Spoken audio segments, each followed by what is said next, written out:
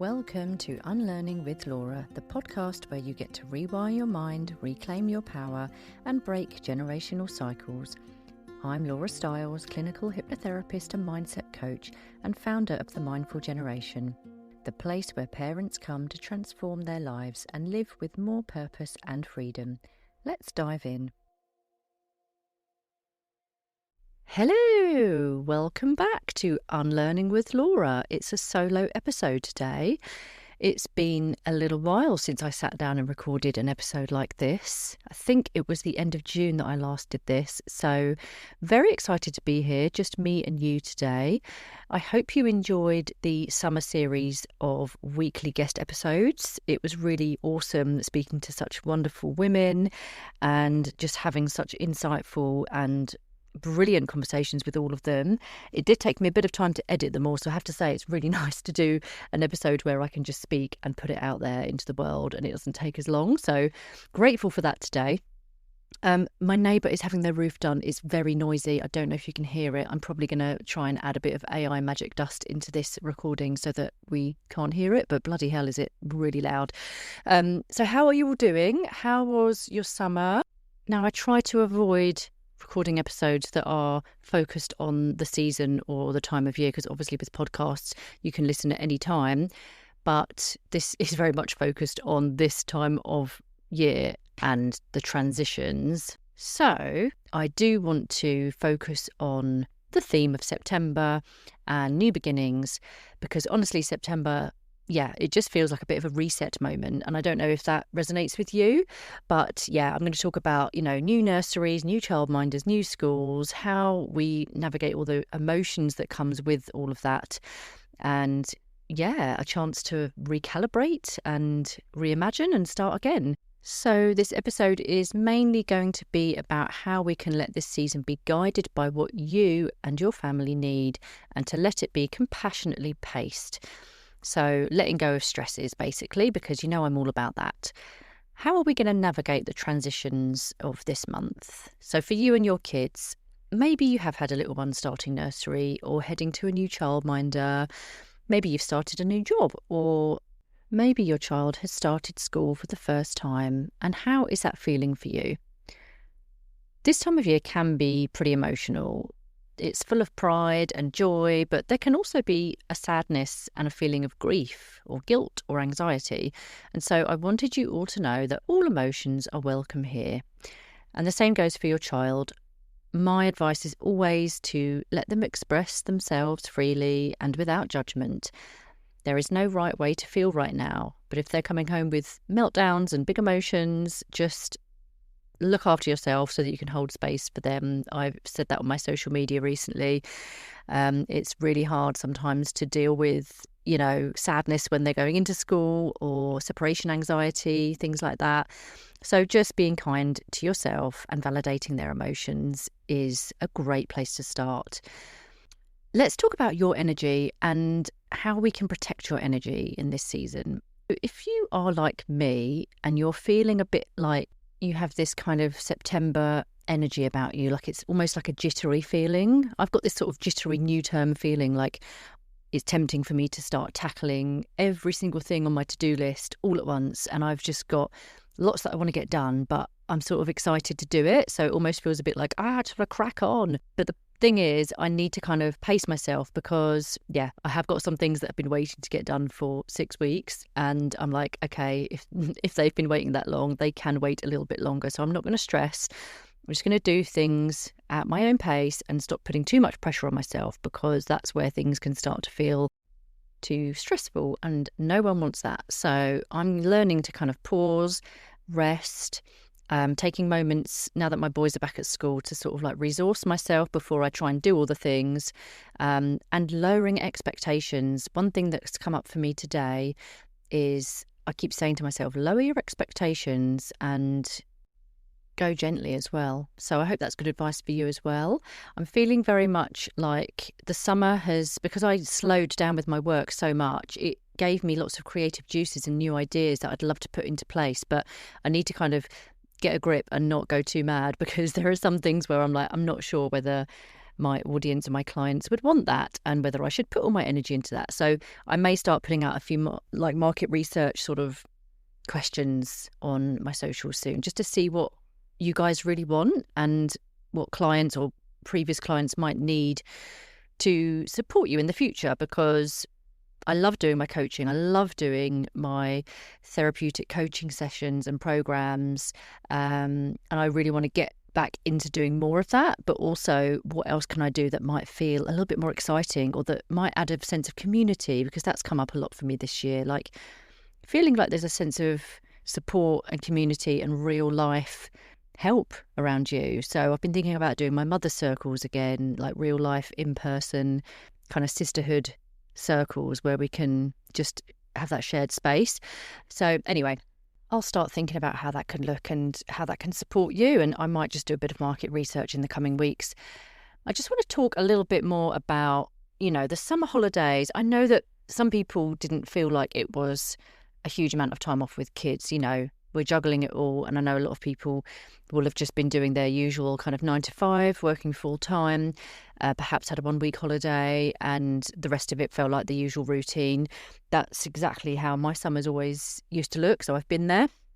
And yeah, if you were juggling things and things felt tricky, then yeah, I'm sure there were some very stressful moments that might have come up over the summer. So I just wanted to take a moment to just reflect, and perhaps if there were times where you shouted or snapped or handled a situation in a way that you might now regret, I just want to remind you, you are not alone, and we all mess up. And so a gentle practice could be that you could observe what happened and have a little think about where you can take ownership on your part, but only your part, and reflect on what you've learned from the situation and how you wish to show up next time.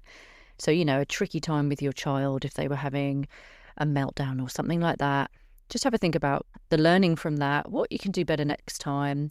Apologise, make amends if needed, if you haven't done so already, if you feel like that would make you feel better. Your child may have moved on, but also sometimes if they have moved on, it's nice to just kind of go back and repair if it's needed. And forgive yourself as well. Be kind to yourself. And this sort of gentle practice is the sort of stuff I talk about in my sessions, because it's how we grow.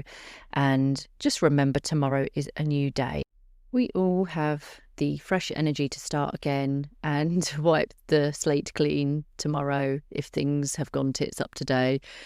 And listen, if you need a good cry after the school drop-off, let it out. That is something else I wanted to say, because tears can be so cathartic. And if you have had that experience this week, if a child has gone to school for the first time or a new nursery or whatever, just give yourself that kindness and let yourself let the tears out and feel all the emotions, because you are doing an amazing job and it's completely natural.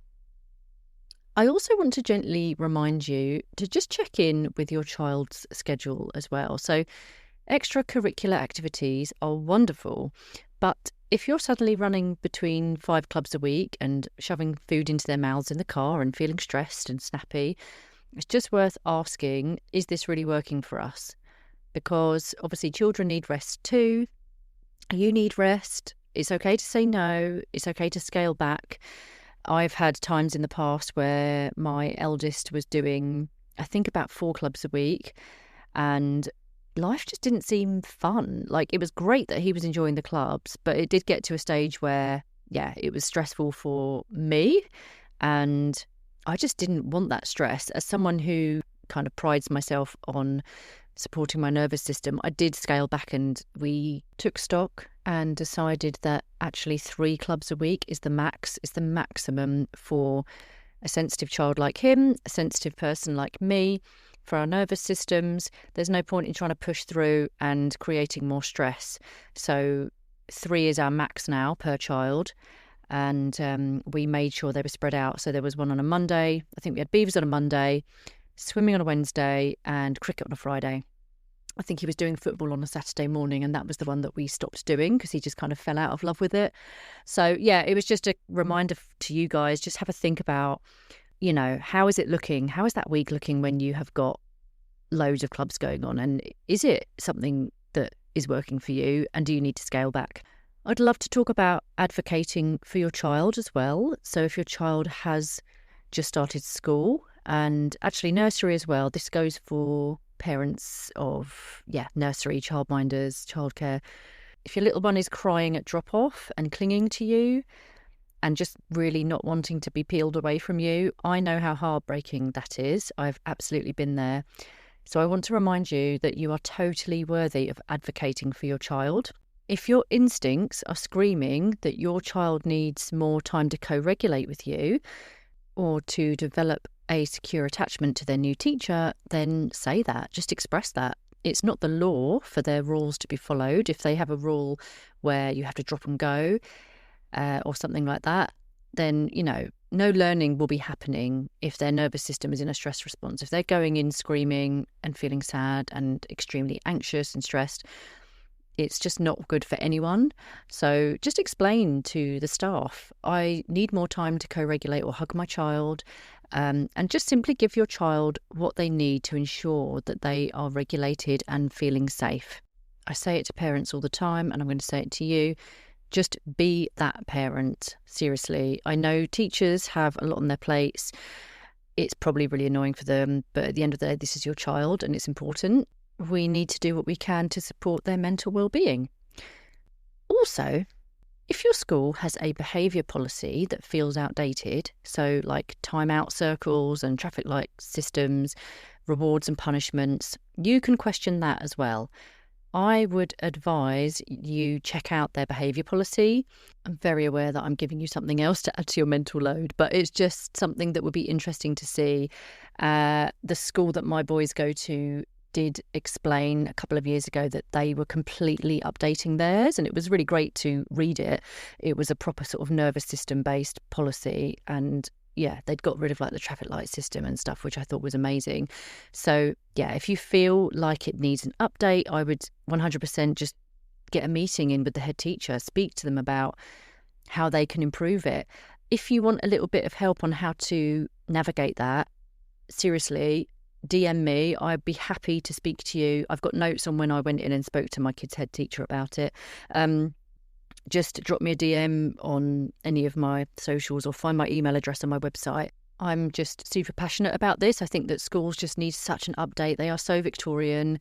The system is so just stuffed full of more and more things to add to the curriculum. It's not child-led, and I just hate the state school system in terms of the kind of outdatedness of it. One of my favourite voices on that note, on all this stuff, is Good Morning Miss Foster on Instagram. She is a teacher and a behaviour consultant, and she's leading a much-needed shift towards a more nervous system-friendly approach in schools. She started a movement, and she just does incredible things. I highly recommend following her if this resonates. But again, you can see what she talks about, the language she uses, the kind of science-backed information that she puts out there, and you can take snippets of it and go to your kids' school or nursery and just advocate for your child and for them changing their policy if you think that's needed. I think the more of us that do this kind of thing, the more that we're going to start to see a big shift in everything. And I know that a lot of the themes that are woven through my messaging and my previous podcast episodes and things I talk about in my coaching it's all, again, comes back to the patriarchy, because this is just old-fashioned stuff that suits the system, suits the people who are running things, the economy, the capitalists, and doesn't suit us as humans at a biological level. They don't want us to be connected and loving towards each other and in harmony with each other as humans. And they're trying to strip that away from us. So this is, all to do with that. And it paints the bigger picture of getting us from a world of absolute shite, which it is at the moment, to a world of love and joy and nervous system safety and a utopia, because that's what we want. That sounded so cheesy. I don't know why I said it in that voice. So September reminder for you guys. Let's let this month, in fact, this whole season, because it does feel autumnal now, let's allow it to be a season of compassion. I think we should all lower our expectations. And I'm talking about expectations of what we think our child should be doing at school and targets they should be hitting and milestones they should have reached already at nursery, what we should be achieving in our daily lives. Like I mentioned about the extracurricular activities, like, oh, they should be doing this in their swimming lessons by now because little Johnny's been doing the backstroke for the last 2 years. Why isn't my kid doing that? Like, drop the comparisonitis, seriously. Learn to rest more. Listen deeply to yourself and your kids and just question the old systems and choose what truly works for you and your family.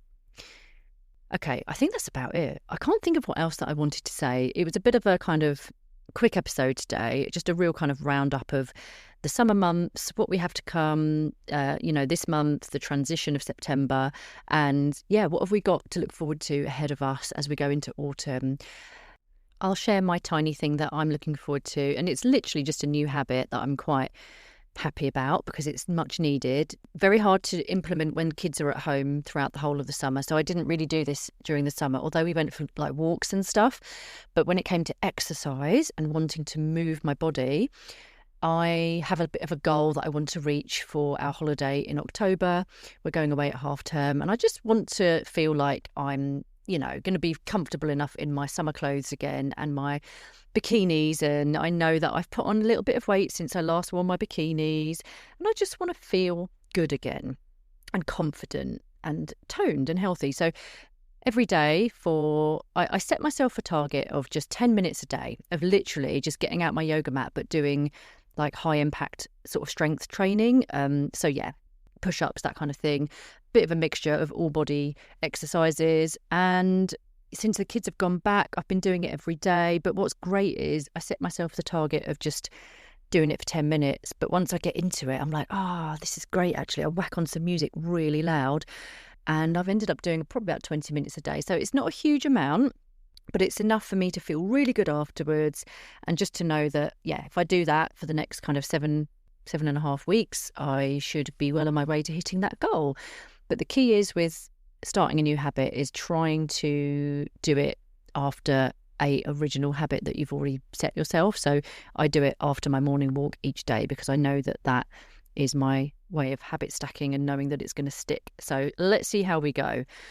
Okay, final words from me on this episode. I'm going to just talk about an offer that I have going on at the moment. You will be very aware of it if you follow me on socials at The Mindful Generation.